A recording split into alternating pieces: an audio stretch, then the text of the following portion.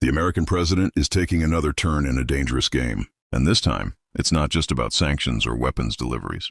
It's about something that until recently seemed absolutely unthinkable.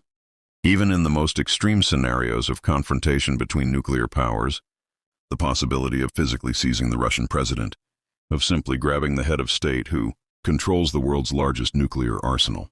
This is no longer mere political rhetoric. It's a crossing of a line after which an entirely different reality begins. Washington continues to escalate its provocative rhetoric toward Moscow, doing so systematically and consistently, as if testing the limits of the Russian leadership's patience and endurance.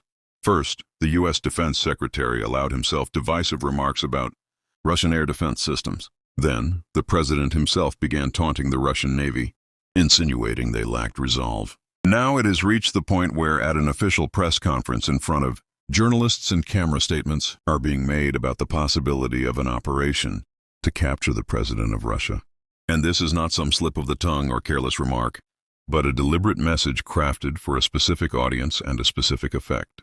When a reporter asked whether the administration is considering applying the same scheme to the Russian president that supposedly worked with the president of Venezuela in early January, the American leader answered in a manner intended to sound like a display of strength and confidence, but in reality came across as a mix of complacency and a dangerous misunderstanding of the consequences of such words. He said that theoretically, such an operation is possible, but in his opinion not necessary, as if the whole question depended solely on his personal desire. As if somewhere a special unit is already standing by, waiting only for his order to go to Moscow and carry out a task that sounds like the plot of a Hollywood action movie, not like an actual foreign policy strategy.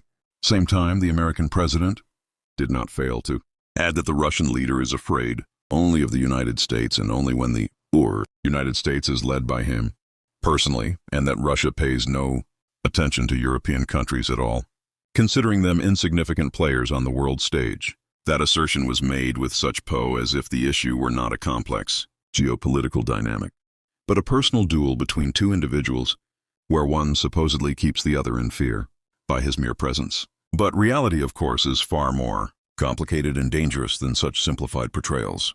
Indeed, literally seconds after those confident statements, he suddenly shifted and effectively contradicted himself, complaining that he could not intimidate the Russian leader, that relations had always been decent, that he had supposedly stopped 8 wars and expected to resolve this situation easily and quickly, but was